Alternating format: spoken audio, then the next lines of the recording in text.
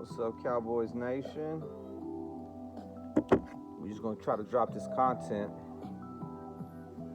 What I'm gonna get into is a series. We're gonna take a look, very early look at our opponents. The scouting report.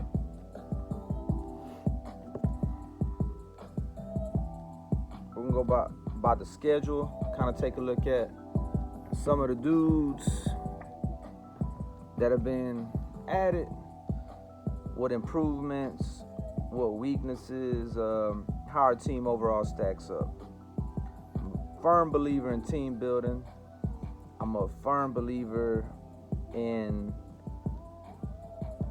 trying to build a team that ultimately is going to get you the Super Bowl, right? I know the popular thing, like I did off the last video, is to talk about quarterbacks. But I think it's more than just sitting up here and telling yourself, all right, well, this quarterback is going to do this, that quarterback. It's overall the team, right? Again, you take the LA Rams from when they won their Super Bowl, and you look at the things they lost around their team, and you can blame it on the fact in hindsight that Matthew Stafford got hurt. But he really was playing bad before any health issues came up. Cooper Kupp, he wasn't doing too well. Didn't really repeat that, what was it? He had 2,000 yards? He had a lot of yards. So I want to look at our team and how we stack up and what other teams have done. So we're going to start with the New York Giants. We're going to try to finish these guys or finish these teams up. But I think let's start with the Giants since that's the first team that we play, all right? So let's look at the Giants and let's kind of look at their roster as it stands right now.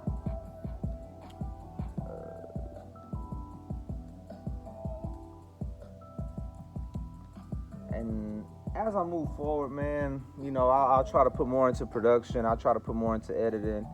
But right now, it's just, y'all gonna get a lot of straight talk from me. Straight talk.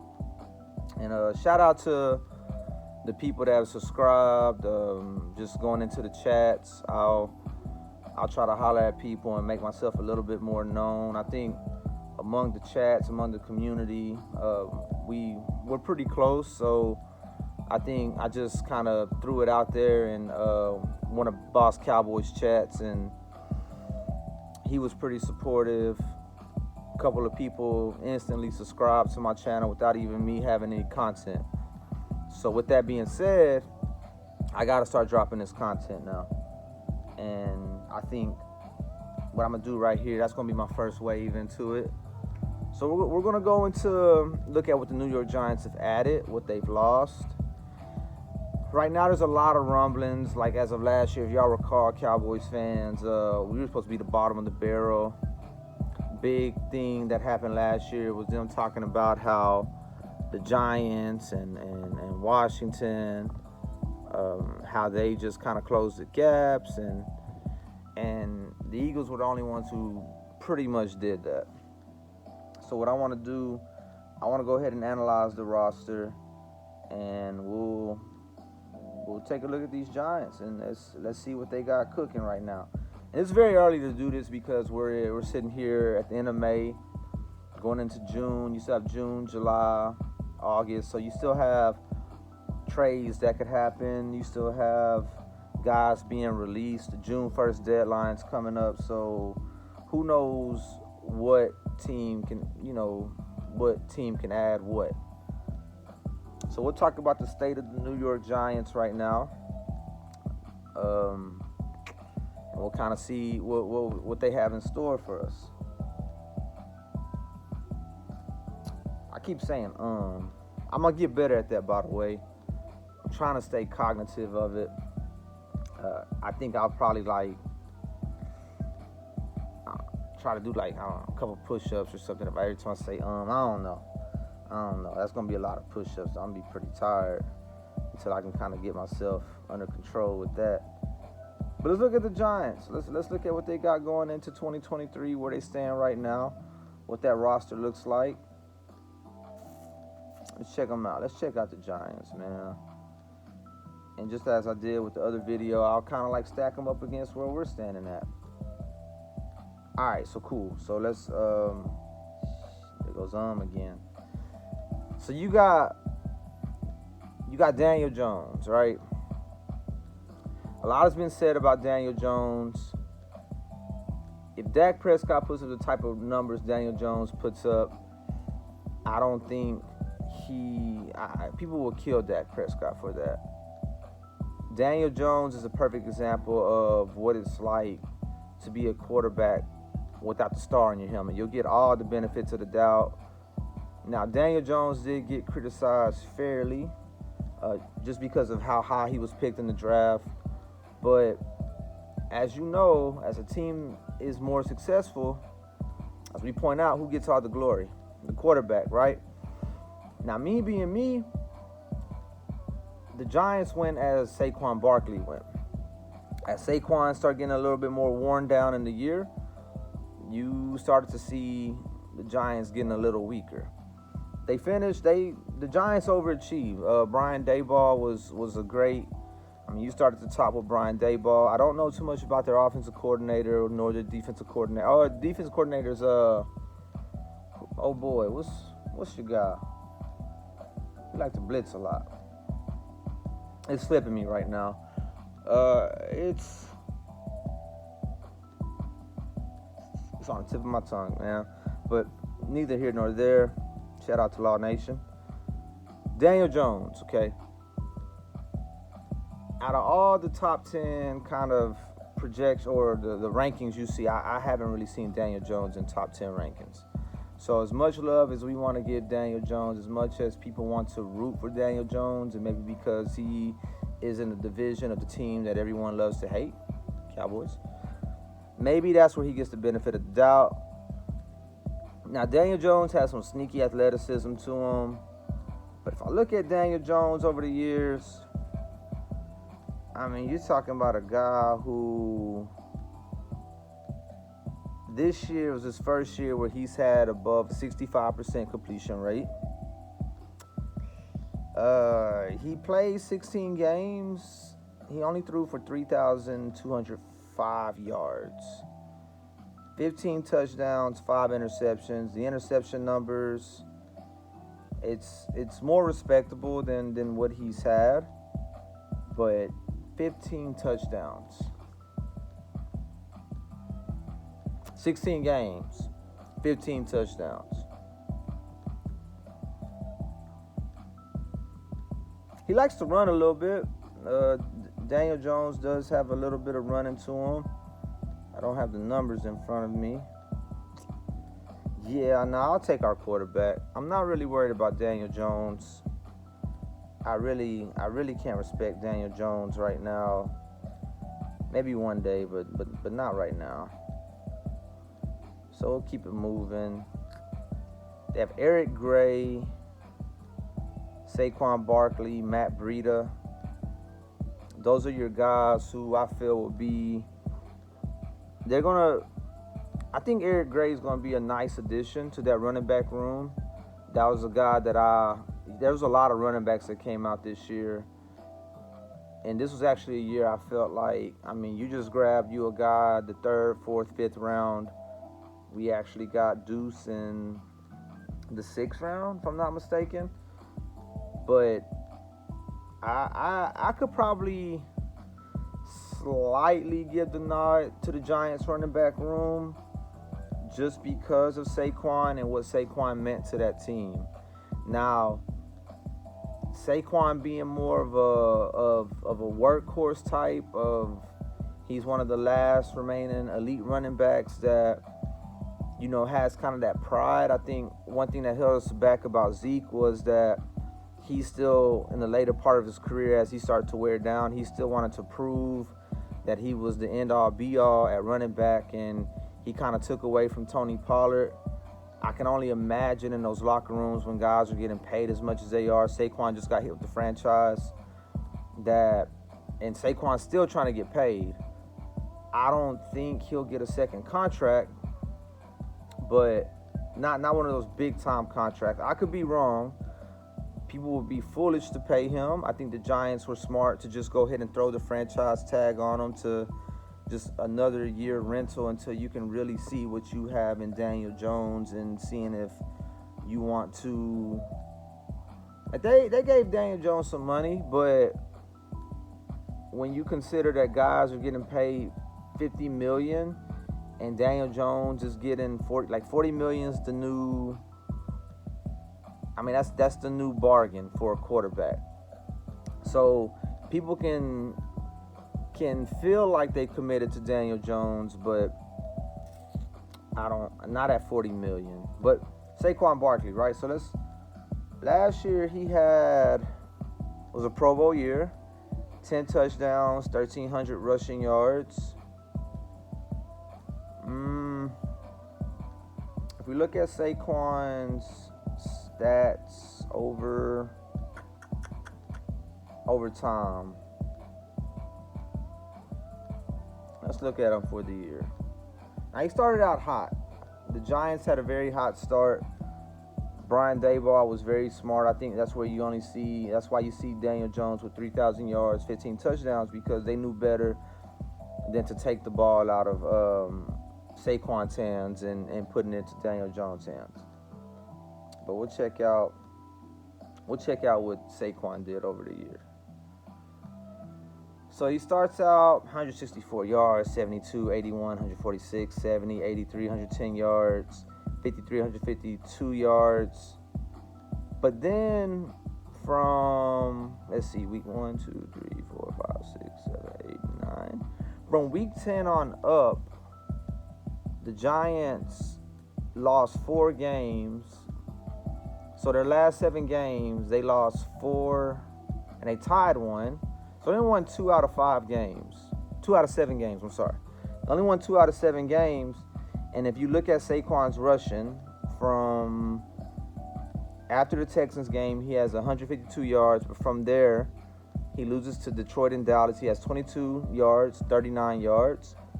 63 against Washington in a tie, 28 yards against Philly in a loss. They beat Washington. He gets 84 yards against a loss in Minnesota. They win against Indy, and he gets 58 yards, and that's probably, they probably had their playoff position. They had it locked up by then and against Indy. So maybe he doesn't get as many carries because they feel like they wanted to keep him fresh going into the playoffs. But you go into the playoffs, right? You only have 53 yards against Minnesota, 61 yards in a loss against Philly. So as you can see, Saquon start wearing down. A lot of their success hinged on the fact that he was running for over 100 yards in a lot of the games in the first 10 games. So I can't really. Saquon, he's going into his,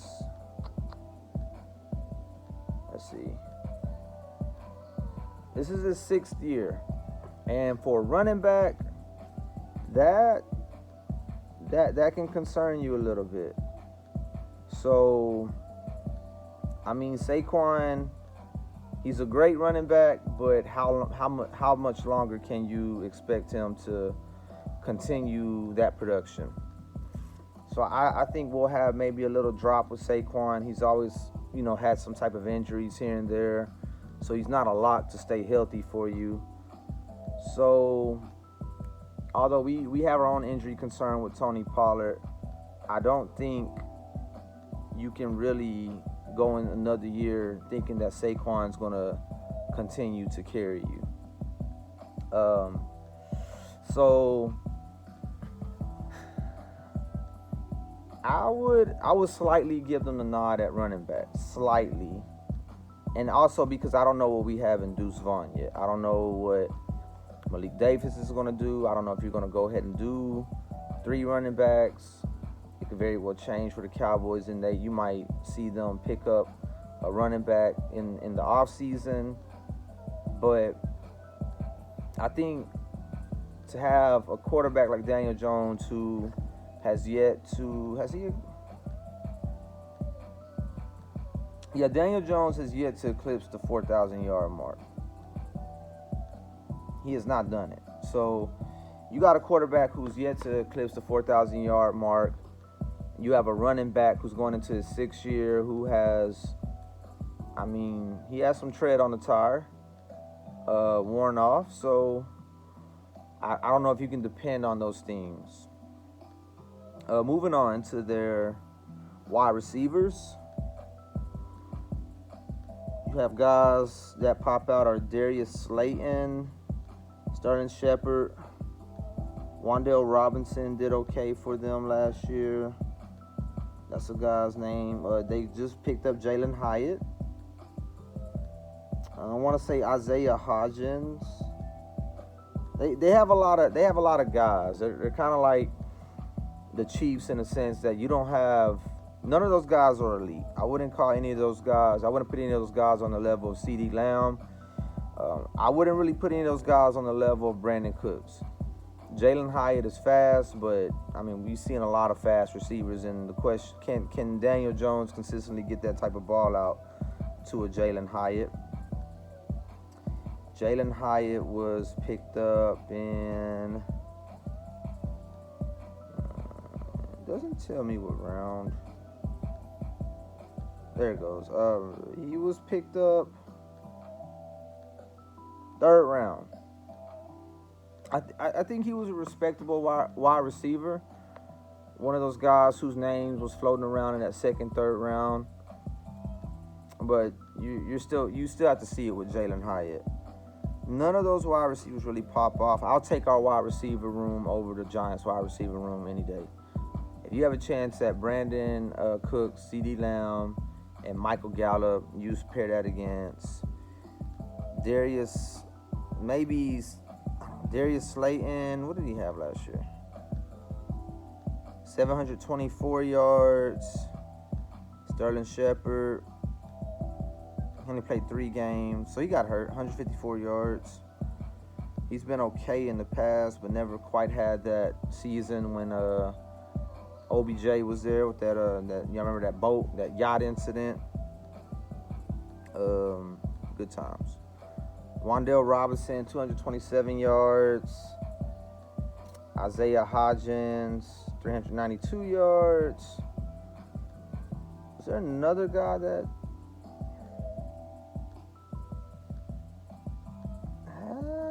David Sills? Yeah, I don't know. I wouldn't take the Giants wide receiver room over the Cowboys wide receiver room. You can hype up Jalen Hyatt, but I would take our room. I would take our room seriously. That's easy. Tight end wise, they got Darren Waller. Darren Waller's 31 years old.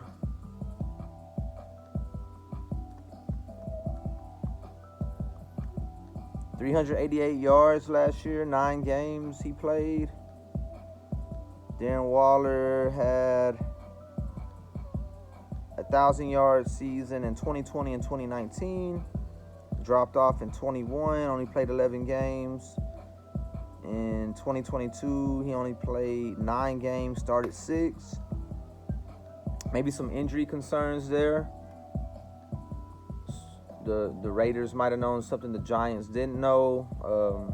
The Giants are very desperate for playmakers, so to pick up a guy like Waller, I think that's sensible. But like I said, he's been hurt. He's been hurt a couple times. His only 4 seasons were 2019 and 2020, where those 1,000-yard seasons. But he hasn't had that production since. He's gone 2 years and has not had that same production. So, we can be excited about Darren Waller. You can be excited about Jalen Hyatt. But I think the Giants are still lacking weapons, in my opinion. In my opinion, I think you can do a little bit better. Troy Brown.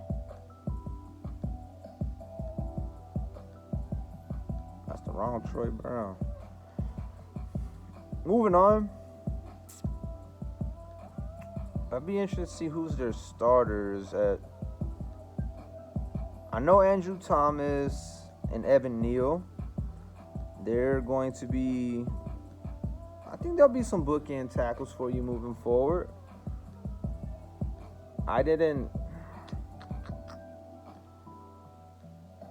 We still sack Daniel Jones a lot with those guys, but as they get older, those tackles, if you compare them to Terrence Steele and Tyler Smith, I think that's kind of a wash.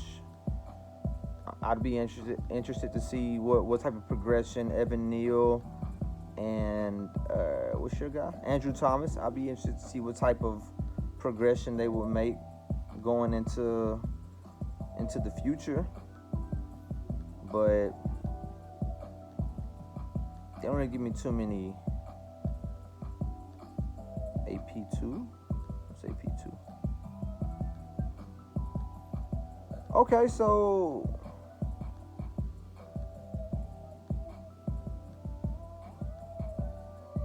Andrew Thomas, I think, actually made an All-Pro team last year. That's nice. So Andrew Thomas, he's moving up in the world. That's someone to definitely look out for. I respect that. Evan Neal, on the other hand, I think that was your rookie from last year, right? Any awards, accolades? Nah. He got hurt a couple games. So Evan Neal is still, but Andrew Thomas he made an All-Pro. He made the second team All-Pro, I think, if I was reading that correctly. So you got you a tackle. That's something I don't think the Giants really had any good offense. That's been their biggest problem, in my opinion, over just since they made that last playoff and Odell left and you moved on from the Eli Manning era. The Giants' offensive line has been holding them back for quite some time, so they're making some progress. Guards: Mark Glowinski, Shane Lemieux, Wyatt Davis, Ben Bredeson, Jack. Yeah, I don't know any of these guys, and I'm not a Giants fan, so that's where we're at. I don't know. See this guy, Mark Glowinski. He's been in the league for a while. Never really with any accolades, no Pro Bowls, no All-Pros.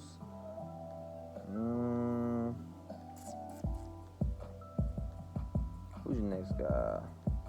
Shane Lemieux. Shane Lemieux, still another guy. I don't know him. No accolades, no Pro Bowls, no All-Pros, no second team All-Pro. Wyatt Davis. No, nothing.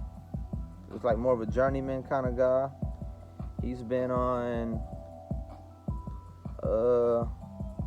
drafted by Minnesota, and he went, when was he drafted?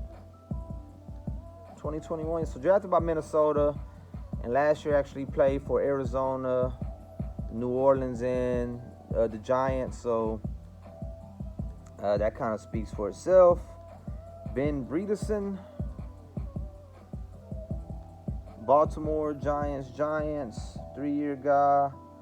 Again, no Pro Bowls, no All-Pros to speak of. Jack Anderson, drafted by Philly, last year played for the Giants. So, that says a lot, as when you're drafted or picked up and team just kind of is done with you after your first year. Actually, he was drafted by Buffalo, but ended up on Philly. So yeah, he probably was drafted, let go of in preseason, and and Philly picked him up. He started 1 game for Philly, started 2 games for the Giants last year. Yeah, the Giants have they have a major need inside. That's going to be their Achilles heel. Evan Neal, Andrew Thomas. Andrew Thomas being your most promising tackle. But after that, their center. He played for Pittsburgh. 3 years in Pittsburgh. Started a total of 7 games. So not a lot of experience in that interior with the Giants. They probably want to make a move over the rest of the offseason, try to get somebody else in that interior, because right now they're looking bad. That's something that can be exploited with them. And yeah, so I mean, Brian Daboll is an excellent coach. So maybe he has something that can remedy, can help that, but I don't see it being enough. If we're being honest, I don't see that being enough. So I get it. There's hype around the Giants. Again, in my opinion, teams in our division get more hype than they deserve because people just enjoy seeing the Cowboys getting knocked off. That's cool though. That's cool. Let's go to their D-line. Nick Williams, Leonard Williams, Henry Mondo, Dexter Lawrence. I love Lawrence. Leonard Williams, what did he play last year? 12 games. Got hurt. So he's hurt for 5 games. But Leonard Williams, he's real good. Made a Pro Bowl in 2016, way back when. He's getting old. I know Leonard Williams was that old, but yeah, he's getting pretty old. So we'll see. But Dexter Lawrence, he's definitely a real good player. I like Dexter Lawrence. Young guy. Made a Pro Bowl last year. Second team All-Pro. So you got him.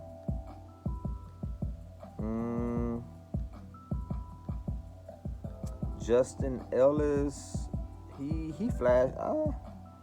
He sounds a little familiar. No, wait. Yeah, Justin Ellis. He sounds a little familiar. He started 4 games last year, though, so I guess obviously not a guy that they depend on too much. DJ Davidson started no games.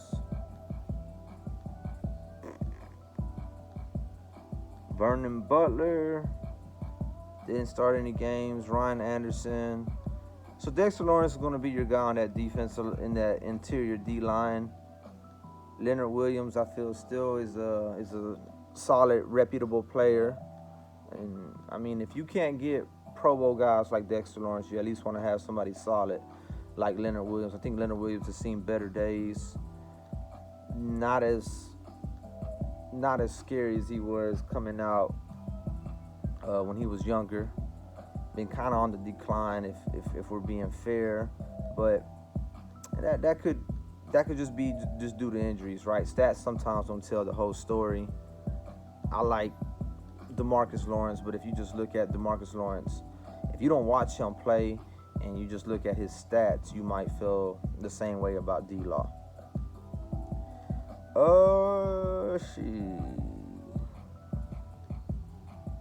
Outside linebacker. So Giants must run a 3-4. Let's see, run a 3-4.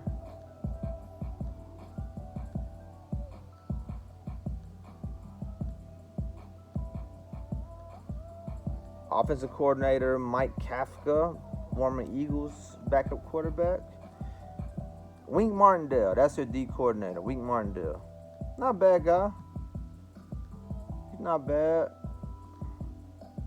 Yeah, he ain't no Dan Quinn though, but he's all right. So overall, D-line is not the most intimidating D-line, honestly. I guess we're running a 3-4. You don't look for those guys to be really those sack guys, but then again, you also look at what's their pedigree, and Dexter Lawrence is the only guy I feel like Oh, I forgot about Kenny Galladay for Giants wide receivers. Richie James. Forgot about those guys. They kind of were trying to do a little something. Not Kenny though. That was a bad contract. You gotta do better than that, Giants. Let's see. Moving on to outside linebackers. Of course, you have Kayvon Thibodeau. I think that's a guy that you could expect to make a leap for you. Had 14 games under his belt. Got hurt. He was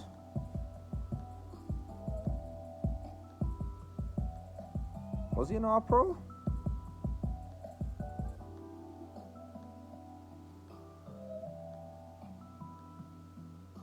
Nah. But he was fourth. He was fourth in Defensive Rookie of the Year votings. So he got some love there. But Sauce Gardner kind of ran away with that. He had 4 sacks on the year. Not bad for a rookie. But Sam Williams was 6th for Defensive Rookie of the Year. Oh, he had just as many sacks as Kayvon. And Kayvon started 14 games. Sam Williams started 0. Wow.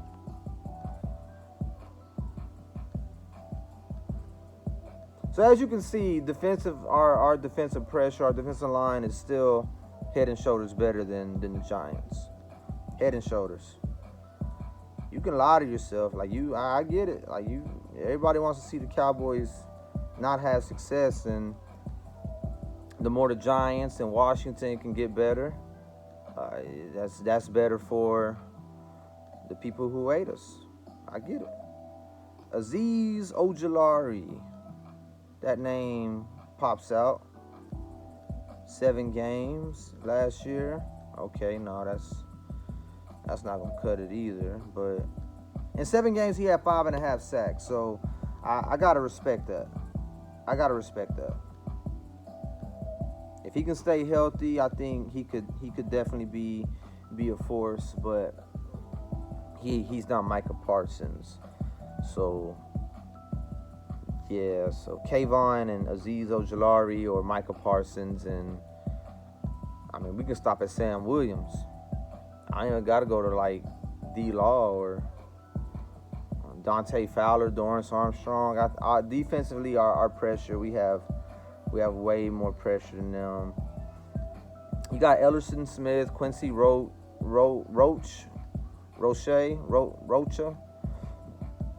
Timon Fox.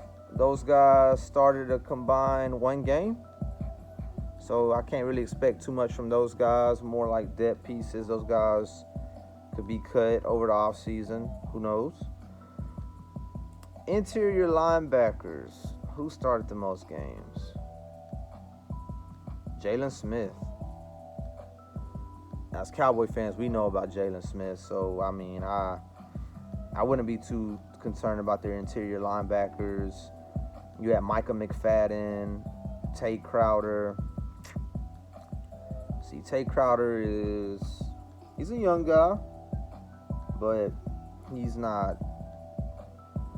How many tackles did he have? Yeah, he had a combined 45 tackles last year, 26 solo. Micah McFadden, next guy up. Rookie. 36 solo tackles, 59 combined. So I really, as much as questions that we have about LVE and Damone Clark and where Damone Clark will elevate to, if LVE will remain consistent, I still would take our interior linebackers, off-ball linebackers over theirs. That's just what it is. No bias, just what it is. Cornerback.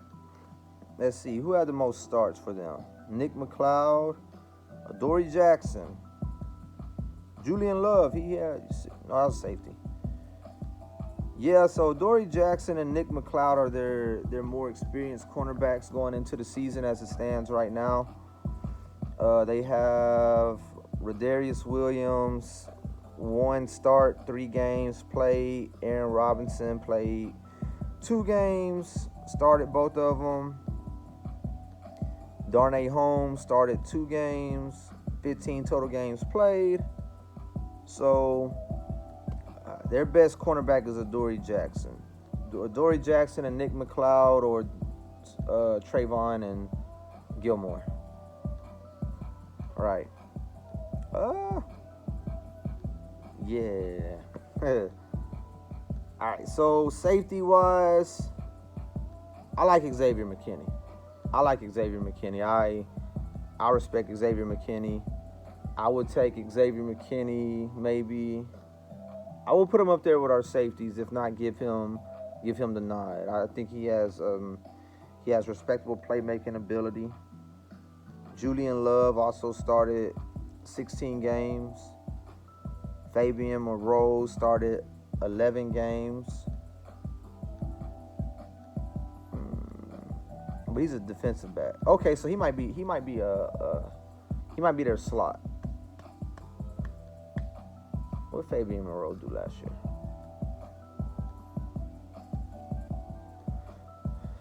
He's one of those solid guys. No interceptions.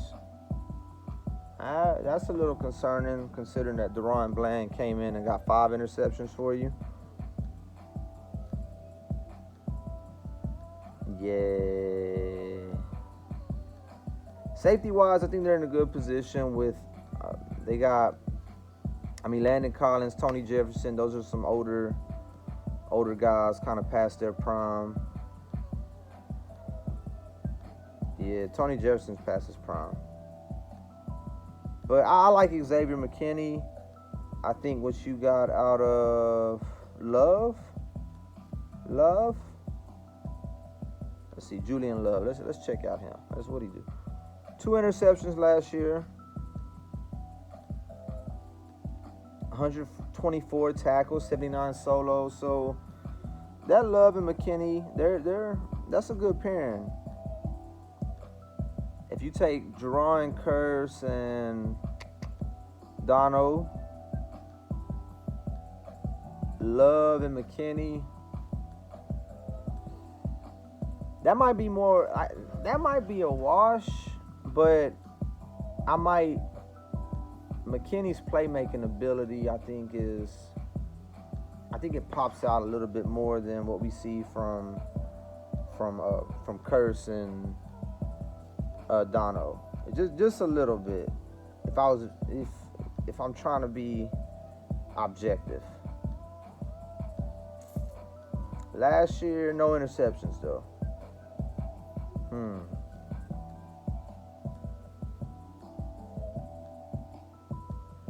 Yeah. Nah, I'll keep my safeties. Because I think and also you got to consider the fact that they're going to benefit more from what you got from your pressure. All right. So that's May 28th, scouting the Giants. So we're scouting the Giants right now. It's May 28th. I overall walk away from, there's been a lot of hype about the Giants, and anytime the NFC East kind of pops up, you go into any non-Cowboy chat, you have a lot of people who kind of hype the Giants, and just kind of looking at them, I kind of walk away from that. Like, the hype is I don't think it's well deserved right now. I just think it's just wishful thinking at most. So, but that's all I got, y'all. We'll keep it. I didn't say a lot, but we'll keep it moving. I probably did it like 6 times. We'll keep it moving though. Next, we will get into next video. Who we got? Cowboys schedule.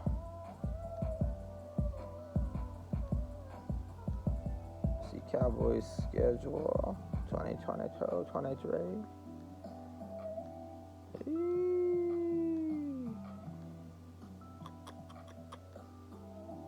Jets. So we'll take a look at the Jets next week, or not next week, but probably tomorrow. I'll try to look at the Jets with y'all. I'll be on vacation, so I'll probably have to slip away and just find kind of way to look at them. But I'm gonna be back with y'all, man. I'm gonna be dropping this content, and just want to join the conversation. So y'all let me know, man. Hope we can get some more people to like, subscribe, watch these videos. Shout out to Miss Patrice. I think I saw you in my comments. I think you were my first comment. So shout out to you, man. And let's keep it going, all right? DC for real.